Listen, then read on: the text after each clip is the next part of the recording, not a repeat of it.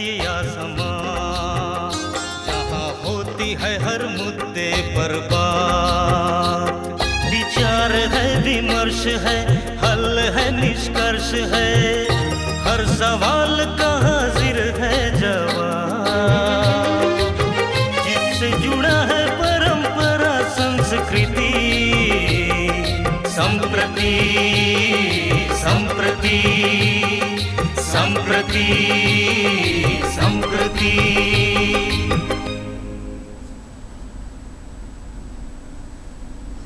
दर्शकों नमस्कार। योग के प्रति जागरूकता इस विषय पर आज हम बात करेंगे। वैसे तो वर्ष भर हम योग करते रहते हैं, योगा से बीमारियां भी कई भागती हैं, लेकिन जून का जो ये महीना है ये बड़ा ही खास है। इसमें अंतर्राष्ट्रीय योग दिवस भी आता है जो हम लोग 21 जून को मनाते हैं। इस मुतालिक भी हम बात करेंगे। बात करने के लिए आज स्टूडियो में हमारे साथ श्री अमित ठाकुर हैं। आप योग के बड़े प्रशिक्षक हैं और अच्छे संगीत के ज्ञानी भी हैं, उसके विषय में भी हमारी बात होगी इनसे। लेकिन फिलहाल हम बात करते हैं योग के लिए। तो आइए सीधे सीधे चलते हैं अमित ठाकुर जी के पास। अमित जी, सबसे पहला प्रश्न नहीं है, बात है योग जो है, मतलब रोग भगाए योग, आपका क्या कहना है इस संदर्भ में? जी सर, सभी को नमस्कार, हरिओम। हरिओम।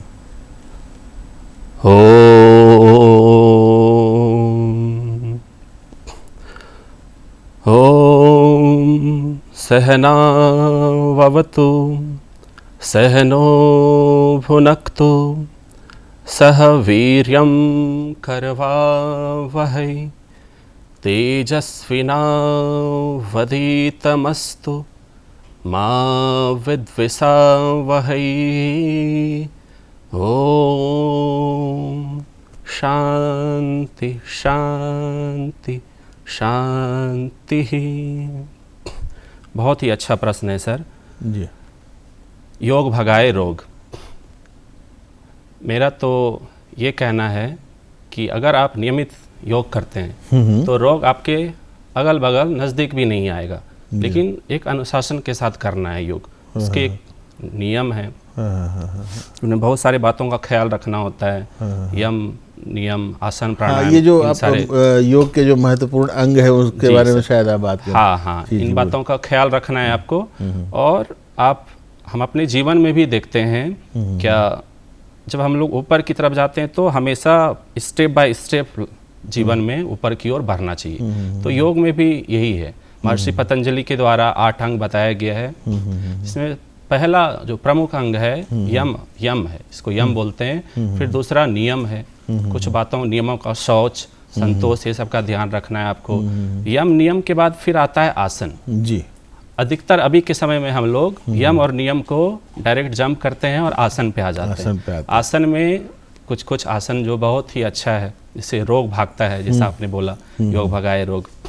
तो आसन में 4 आसन मुख्यतः है, जिसको सुबह उठते ही, जैसे आप सुबह आपका आँख खुलता है, सुबह आप बिस्तर पर लेटे रहते हैं, उठकर पाँव ज़मीन पर रखना है और नॉर्मल पानी, सुसुम पानी, फ्रिज से पानी निकाल के नहीं पीना है। सुसुम पानी आपको 1 से 2 गिलास आराम से बैठी हुई अवस्था में पीना है, खड़ा होकर पानी नहीं पीना है।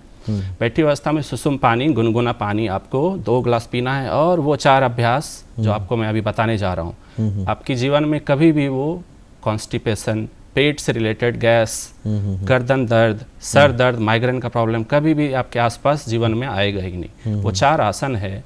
पहला आसन है ताड़ासन। ताड़ासन का अर्थ है ताड़ की गाछ के समान लंबा, अपने शरीर को खींचना, लंबा करना। उसके लिए हम लोग क्या करते हैं, किसी भी एक स्वच्छ जगह, जहाँ हवादार जगह हो, ऐसा नहीं वहाँ बहुत गंदगी हो और स्मेल अच्छा नहीं आ रहा हो, तो उस जगह पे आपको इग्नोर करना है, नहीं करना है। उन जगह का भी चयन आपको सोच समझ कर करना है जी। एक योग मैट या कोई भी अच्छी सी दरी पर आप खड़े हो जाएं अपनी जगह पर, योग मैट के फ्रंट पर, और दोनों पांव आपस में सटा हुआ रहे। दोनों पांव का पंजा, दोनों हथेली को सर के ऊपर रखना है इस तरह से, और एकदम स्थिर होकर अभ्यास करना है। कहा भी गया है, योग दर्शन में कहा गया है, स्थिरम सुखम आसनम, यानी स्थिर होकर सुखपूर्वक जो आसन आप करते हैं वो योग है। तो गहरी श्वास लेते हुए धीरे धीरे दोनों हथेली को ऊपर की ओर खींचते हैं और शरीर का भार पंजा पे, दोनों पंजा के उंगली पर, 10 उंगली पर एकदम। जब आप ऐसा करेंगे स्थिर अवस्था में करना है, बिल्कुल हिलना नहीं है। ऐसा नहीं है तेज से कर रहे हैं, फटाफट कर लिए 10 राउंड तो आपको फायदा नहीं होगा। जो फायदा 1 से 2 दिन में होना चाहिए वो आपको 1 से 1.5 महीना लगेगा। धीरे धीरे श्वास लेते हुए हथेली को ऊपर खींचेंगे और आप देखेंगे, आप ध्यान अवस्था में जब करेंगे अभ्यास तो श्वास के साथ हमेशा करना है, इसका सजगता रहे। और दूसरी चीज, जब आप देखेंगे शारीरिक गतिविधि का भी ध्यान रखना है। जो शरीर का स्पाइनल कॉर्ड होता है, जिसको मेरुदंड बोलते हैं, उसमें बहुत ही अच्छा खिंचाव आता है, आनंद मिलता है। वो आनंद के साथ ही योग करना है तो फिर आपको बहुत कोई भी रोग आपके नजदीक नहीं आएगा। पहला ताड़ासन, श्वास लेते हुए खींचे दोनों हथेली के ऊपर, फिर धीरे से सर के ऊपर। मतलब गुरुजी मैं भी चाहूँ तो कर सकता हूँ। हाँ, और मैं जरूर करूंगा। मैं श्वास लेते हुए दोनों हथेली ऊपर की ओर ले जाएंगे, पूरे शरीर में अच्छा खिंचाव होगा, आनंद का अनुभव होगा। फिर धीरे से दोनों हथेली सर के ऊपर, फिर धीरे से दोनों हाथ ऊपर। दूसरा आसन है तिर्यक ताड़ासन। अच्छा, इसी का हाँ, इसी के समूह का आसन है ये तिर्यक ताड़ासन। यस, ताड़ासन, तिर्यक ताड़ासन। इसमें भी दोनों पांव के बीच थोड़ा गैप देते हैं, दोनों हथेली पुनः सर के ऊपर रखते हैं, श्वास लेते हुए दोनों हाथ ऊपर। अब इसमें शरीर को थोड़ा कट करते हैं, इस तरह से बैंड करते हैं कमर से। इसमें ध्यान रहे कि जब आप बैंड करते हैं तो बॉडी आगे की ओर नहीं झुकना चाहिए। जिससे श्वास लेते हुए दोनों हथेली ऊपर, श्वास छोड़ते हुए राइट साइड इस तरह से बैंड करना है कमर से। एक अच्छा खिंचाव आपका इस एरिया में, आपके बाजू वाले एरिया में आएगा, वो आप अनुभव करेंगे। अनुभव करते हुए करना है योग का अभ्यास। श्वास लेते हुए पुनः बीच में, श्वास छोड़ते हुए बाईं ओर धीरे धीरे अच्छा खिंचाव का अनुभव, श्वास लेते हुए बीच में, फिर धीरे से हाथ नीचे। तीसरा अभ्यास है इस समूह का कटी चक्रासन। कटी चक्रासन में भी हम लोग पाँव का गैप कंधा के बराबर रखते हैं, दोनों हाथ कंधा के समीप इस तरह से फैलाते हैं, श्वास छोड़ते हुए धीरे से कटी करते हैं, यानी कोई भी चीज को कट करके थोड़ा मूव करना है बॉडी को। अच्छा, है ना। श्वास लेते हुए दोनों हाथ फैलाए, फिर धीरे धीरे इस तरह से बायां हथेली को दाहिने कंधे पे और दाहिना हथेली कमर के पास इस तरह से रख के पीछे से पिछला पांव देखना है। अच्छा, पिछला बायां पांव। मतलब दाहिनी ओर मुड़ रहे हैं तो दाहिनी ओर मुड़ रहे हैं तो बायां एरी को देखना है, और बाईं ओर मुड़ रहे हैं तो दाहिनी एरी को देखना है। फिर चौथा है इस समूह का अगला अभ्यास त्रिकोण आसन, यानी शरीर की भंगिमा ट्रायंगल के पोज में होगा। इसके लिए श्वास लेते हुए दोनों हाथ फैलाएंगे पुनः, पैर का डिस्टेंस इसमें कंधा के डबल, कंधा का जो डिस्टेंस है उसका डबल हो जाएगा। श्वास लेते हुए हाथ फैलाएंगे, धीरे से बाईं तरफ हथेली को नीचे की ओर ले जाएंगे और ऊपरी हथेली ऊपर की ओर आकाश की ओर देखना है। अच्छा, हाँ। आप इस अवस्था में भी हाथ मोड़ के पूरे हाथ दिखा दीजिए हमारे दर्शकों को। हाँ, इस अवस्था में भी आप कर सकते हैं और इसको एक ट्रायंगल पोज में भी, इस वेरिएशन में भी कर सकते हैं। तो आप देखेंगे शरीर का एक एंगल बनता है, ट्रायंगल। ट्रायंगल पोज में एक शरीर बनता है, इसलिए इसको त्रिकोण आसन बोलते हैं। तो पहला ताड़ासन, तिर्यक ताड़ासन, कटी चक्रासन, त्रिकोणासन, ये 4 अभ्यास नियमित आप करते हैं। इसके बाद फिर बहुत सारे अभ्यास हैं, एडवांस आसनास है। ये शौचकर्म के बाद नहीं, पहले जैसे ही आपका नींद खुलता है, आंख खुलता है, सुसुम पानी पीना है और ये 4 अभ्यास करना है। ये 5 राउंड जैसे ही आप करेंगे, 4 अभ्यास करने के बाद आप देखेंगे पेट आपका रेडी हो गया बाथरूम जाने के लिए। आप अच्छा, हाँ, आपको तुरंत बाथरूम लगेगा, आप जाएंगे बाथरूम। ऐसा 2 से 3 दिन करेंगे, चौथा दिन सबका पेट बैलेंस्ड हो जाएगा। ये तो बड़ी अच्छी बात, बहुत ही अच्छा अभ्यास है ये चारों। फिर इससे भी और भी बहुत सारे अभ्यास हैं, ये सभी को करना चाहिए ये 4 अभ्यास। मतलब ये करे तो पेट ठीक होगा, और पेट ठीक होगा तो रोग तो, हाँ, पेट से सारा शरीर अटैच्ड है। इसीलिए शायद कहते हैं रोग भगाए योग, है ना। बड़ी अच्छी बात है। अच्छा गुरुजी, अब बात करते हैं हम लोग कि योग के कई प्रकार हैं। अभी मॉडर्न युग में, ये अभी जो समय बदला आ गया है, इसमें योग कितना बदल गया है। प्राचीन काल में जिसे बहुत नियम यम जो आप बता रहे हैं उसके हिसाब से, और आपके वर्जन के हिसाब से यम नियम को हमने छोड़ दिया है, सीधे आसना में आ गए हैं। तो आपको क्या लगता है, क्या भारी बदलाव है, और आज के समय के हिसाब से योग करें तो क्या करें? हाँ, अभी के समय में सबसे ज़्यादा प्रसिद्ध है आसन। हाँ। आसन का ही नया नाम है, जिसको हॉट योग बोलते हैं आप, पावर योग बोलते हैं, वो आसन ही है। अच्छा, हाँ, हाँ, आसन का ही एक प्रकार है। आसन में हम लोग जो तारासन कर रहे हैं उसी को हॉट योग, पावर योग में क्या जाता है। हॉट योग में क्या होता है, आप इसको इस तरह से समझें, एक नॉर्मल टेम्परेचर का कमरा है। नॉर्मल टेम्परेचर का कमरा है, उसका जो टेम्परेचर है, नॉर्मल टेम्परेचर जो भी आपका, जो भी मान लें आप कमरे का 26 डिग्री 27 डिग्री, उसको टेम्परेचर को बढ़ाया जाता है। मतलब आप नेचर के साथ, सबसे पहला तो आप क्या कर रहे हैं, नेचर के साथ आप खिलवाड़ कर रहे हैं। हॉट योग में ऐसा होता है, वो टेम्परेचर को बढ़ा के 34, 35, 36 जो रिक्वायरमेंट है रूम का, उस हिसाब से उसको बढ़ाया जाता है ना। और जैसे ही आप रूम के अंदर एंट्री लेंगे तो पहला आपका क्या होगा, आपके शरीर में स्वेटिंग स्टार्ट होगा। स्वेटिंग स्टार्ट होगा, वो तो रोग ऐसे ही आपका। उसके बाद आपको हमेशा उसमें स्थिरम सुखम आसनम वाली बात नहीं रहती है। जैसे महर्षि पतंजलि कहते हैं कि स्थिर और सुखपूर्वक में ही आसन करना चाहिए। तो ये बात का खंडन हो जाता है अभी के टाइम में पावर योग में। तो मेरे मत के अनुसार पावर योग जो है करना चाहिए, लेकिन आप देख लें महर्षि पतंजलि मतलब थोड़ा सचेत हो जाए। और हाँ, ये वो शरीर के साथ खिलवाड़ है, उसमें फायदा तो कुछ क्षण के लिए दिखेगा, लेकिन नुकसान भारी समय के लिए, हाँ अधिक समय के लिए आपको नुकसान ही झेलना पड़ेगा। क्योंकि जो नेचर के साथ जो बना हुआ है, जो नेचर हमें नेचर से जो मिला है प्राकृतिक रूप में, उसको हम ग्रहण करना चाहिए, उसके साथ हमको अभ्यास करना चाहिए। हॉट योग में हो गया, पावर योग में भी वही करते हैं हम लोग। जो भी अभ्यास है, ताड़ासन, तिर्यक ताड़ासन, इसको एक रनिंग के साथ करते हैं। फास्ट होना चाहिए, यानी आपको रुकना नहीं है, कंटिन्यूअस आपको अभ्यास करते रहना है। वो पावर योग हो गया, कंटिन्यू अभ्यास अगर करेंगे तो स्वेटिंग निकलेगा, मतलब एज ए रनिंग के जैसा हो गया। समझ गया। हाँ, फिजिकल रनिंग जो है वो योग नहीं है। आधुनिक समय में जो जुम्बा एरोबिक वगैरह जो वो चल सब रहे हैं, पावर योग, तो योगा ने भी कहीं न कहीं वो उसको ग्रहण किया है, या कुछ लोगों ने, विद्वानों ने करवा दिया है। हाँ बिल्कुल, ये कह सकते हैं। लेकिन अब देखना ये है कि हम में से अधिकांश लोग तो बहुत व्यस्त रहते हैं। अब महिलाओं की भी बात कर लें, बेचारियाँ घर पे बिजी, किचन में बिजी, साफ सफाई में बिजी, और इनको भी योग की तो आवश्यकता है गुरुजी। जी। तो इनके लिए कुछ ऐसे आसन बताएं, या नाम ही ले, या और उनकी विशेषता महत्ताएं बताएं कि ये महिलाएं क्या क्या योग कर सकती हैं अपने आप को फायदा पहुंचाने के लिए। जी, बहुत ही अच्छा क्वेश्चन है। सबसे पहले बात, हम लोग योग को श्रीमद् भगवद गीता के अनुसार उनके साथ अटैच करके हमको आपका इसका आंसर आपको ज़्यादा अच्छे तरीके से मैं दे पाऊंगा। इसमें कहा गया है ध्यान योग में, श्रीमद् भगवद गीता के 6ठे अध्याय के ध्यान योग में 17वें श्लोक में कहा गया है, युक्ताहार विहारस्य युक्तचेष्टस्य कर्मसु युक्त स्वप्नावबोधस्य योगो भवति दुःखः।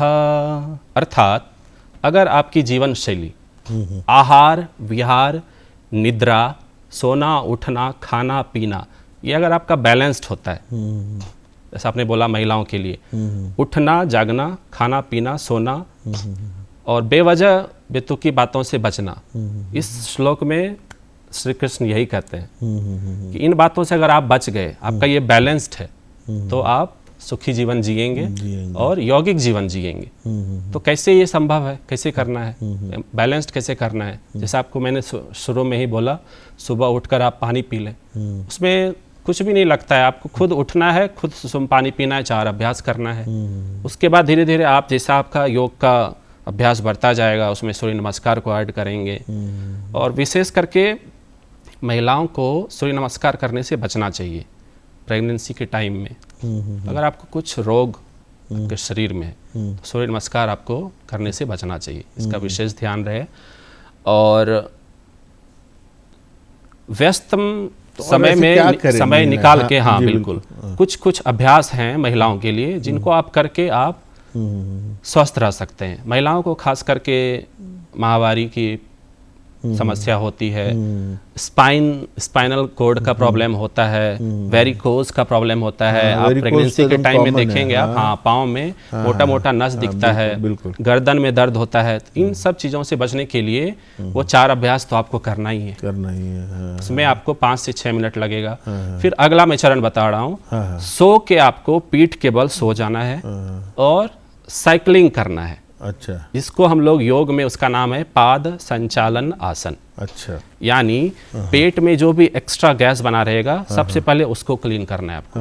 पीठ के बल लेट जाना है और साइकिलिंग का अभ्यास, पाद संचालन आसन। साइकिलिंग करते हैं तो एक समय ऐसा आता है जिसमें पाँव इस तरह से पूरा सीधा होता है। जब पाँव सीधा हो तो श्वास लेना है, पाँव जब फोल्ड हो तो श्वास छोड़ना है। अच्छा। श्वास की गति, श्वास का विशेष ध्यान रखना है आपको। मेरा ये सवाल भी है पंडित जी आपसे कि श्वास का ये क्या खेल है? योग में कहते हैं कि कब लेना है, कब, और श्वास सबसे इम्पोर्टेंट चीज है। बिल्कुल। तो इसको इस तरह से साइंटिफिक वे में समझें, अगर कोई भी वस्तु को अगर हम दबाव देते तो वो क्या करेगा? एक्सपेंड होगा, वायु एक्सपेंड होगा, वो बाहर निकलेगा। तो शरीर में भी वैसा ही है। अच्छा, अगर कहीं पर आप फोल्ड कर रहे हैं शरीर को, कोई भी हिस्सा को फोल्ड कर रहे हैं, तो आप इसको ये समझिए यहाँ पर क्या हो रहा है, श्वास बाहर निकल रहा है इसमें। समझ रहे हैं। और जब ये खुल रहा है पूरा, इसको ये रिलैक्स, नेचर के साथ ही जुड़ना चाह रहा है, तो इसको श्वास की जरूरत है ना। इसको एकदम सरल भाषा में समझते हैं। तो हम अपने पुराने टॉपिक पे आते हैं, पिछले टॉपिक पे। तो महिलाओं को इन बातों का पाद संचालन का अभ्यास करना है। फिर ये पीठ के बल हो गया, फिर पेट के बल आपको, पेट के बल आपको भुजंगासन करना है। अच्छा, भुजंगासन किस लिए करना है? भुजंगासन करने से आपका रीढ़ का हड्डी, वर्टिब्रा, रीढ़ का हड्डी, स्पाइन जो है वो स्वस्थ होगा, मजबूत होगा। प्रेगनेंसी के टाइम में, प्रेगनेंसी फुल्ली डिपेंड उसी मेरुदंड पे ही रहता है, आपका रीढ़ का हड्डी शरीर का जो, और वो आपका अगर स्वस्थ नहीं रहा तो आप देखेंगे कुछ लोगों को देखते हैं आप, इस तरह से वो उनका शरीर झुका रहता है, गर्दन झुका रहेगा।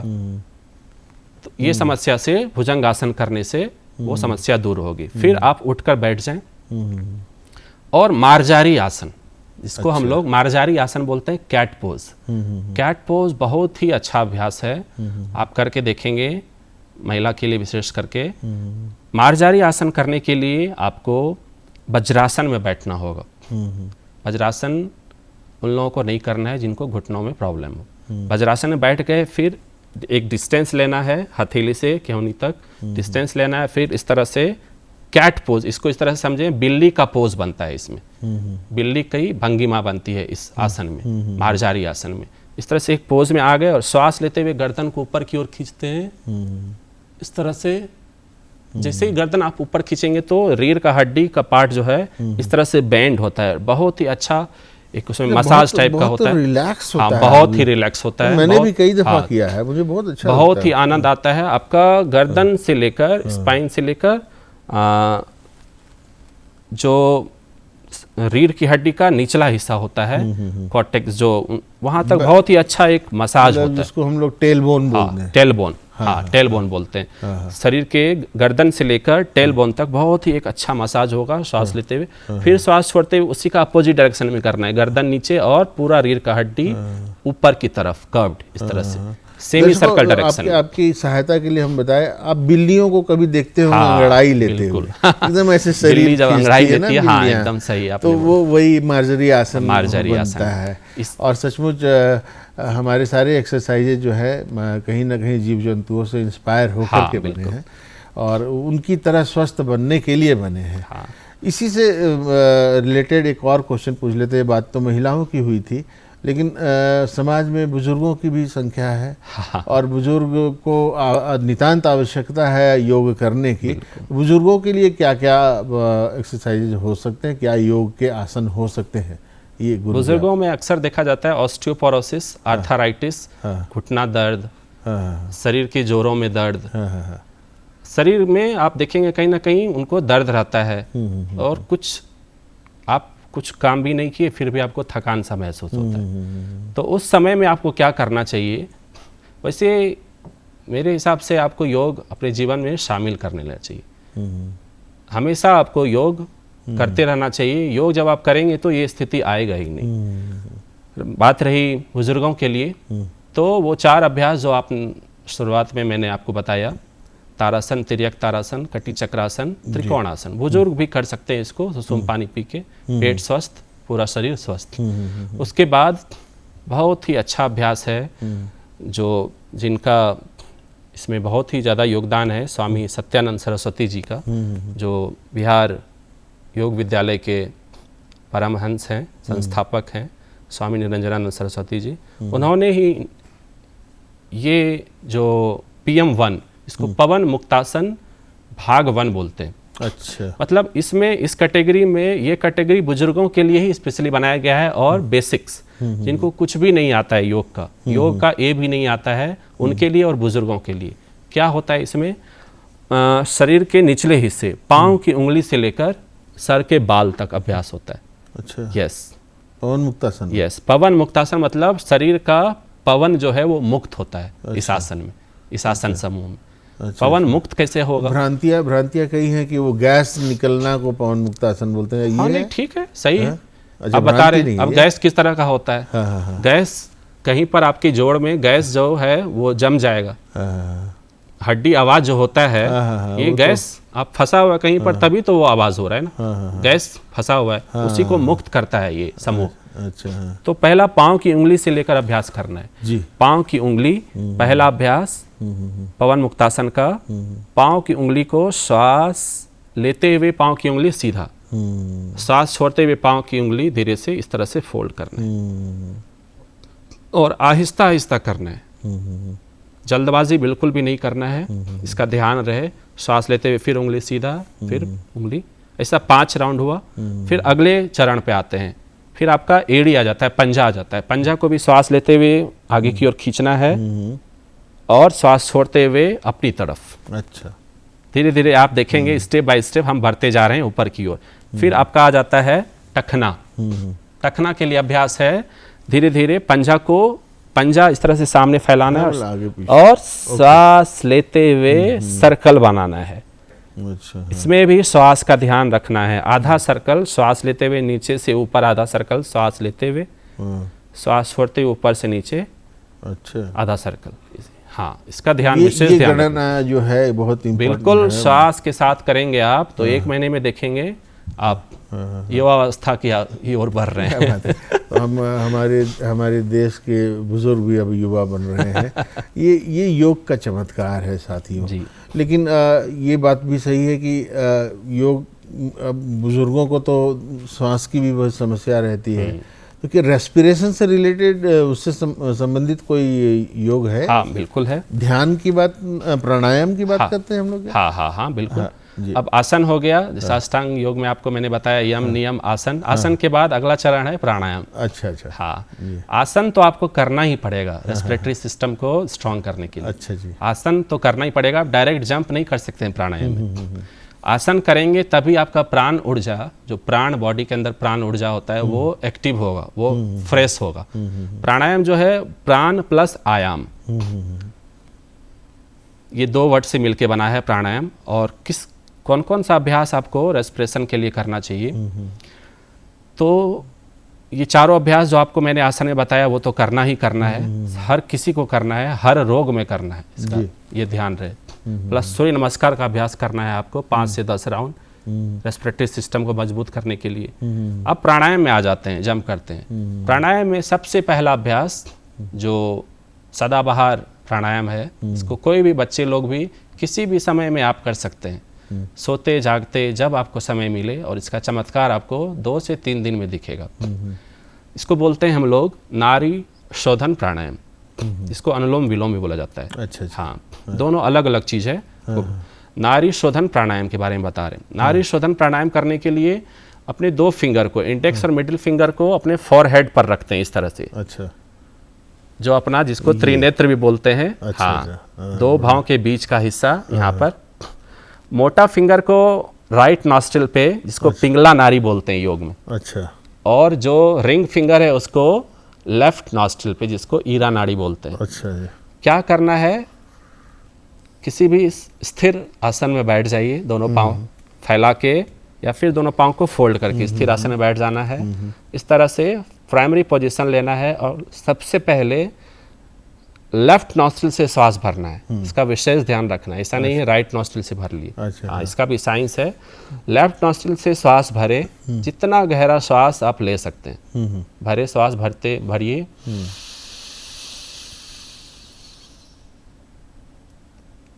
श्वास भरा हुआ हो जाए तो लेफ्ट नॉस्ट्रिल को बंद करना है और वही श्वास अब धीरे से राइट नॉस्ट्रिल से श्वास बाहर छोड़ना है।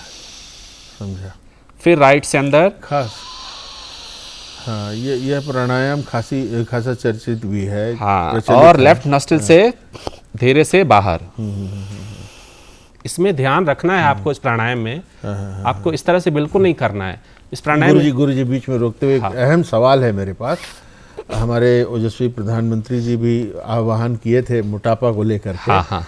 तो योग से मोटापा घटाने की बात अगर आप बता दें तो हमारे दर्शक भी वाह वाह, हम लोग भी वाह वाह, आप भी वाह वाह। हाँ इसमें बस वही जो पुरानी बातों को मैं दोहराऊंगा। युक्ताहार विहारस्य युक्त चेष्टस्य कर्मसु युक्त स्वप्नावबोधस्य योगो भवति दुःखः। मतलब अपने डाइट को आप बैलेंस्ड रखिए। अच्छा। सोना जागना हर चीज़ को एक बैलेंस्ड वे में होना चाहिए। सोना भी नहीं ज़्यादा है, बहुत देर तक जागे भी नहीं रहना है। ये अगर आप इस तरह से करते हैं तो आप योगी कहलाएंगे। और आप योगी कहलाएंगे तो मोटापा भी स्वतः समाप्त होगी आपकी, आप कम मोटे होंगे। और ऐसा मोटापा क्या कि आपके शरीर को ही और आपके समाज को ही बिगाड़ के रख दे। जाते जाते गुरुजी की एक ख्वाहिश थी कि एक योग गीत लिखे हैं, छोटा सा, हमारे पास समय भी बड़ी कम है, तो आपको वो जल्दी से आप सुनाना चाहें तो सुना दें। हाँ बिल्कुल, ये योग गीत खुद मैंने कंपोज किया है। हाँ, कम समय है, इसलिए 2-4 लाइन। इस बार का अंतर्राष्ट्रीय योग दिवस का, अंतर्राष्ट्रीय योग दिवस दिवस का थीम भी है योग फॉर सेल्फ एंड सोसाइटी। उसी पे बेस्ट ये तन मन जीवन चलो सवारे योग मार्ग अपनाए, वैर भाव को त्याग सभी हम गीत मिलन के गाए। तन मन जीवन चलो सवारे योग मार्ग अपनाए, वैर भाव को त्याग सभी हम गीत मिलन के गाए। आनंदमय हो जीवन सबका योग यही सिखलाए, हो तनाव भय मुक्त सभी जन दिव्य पुंज सरसाए।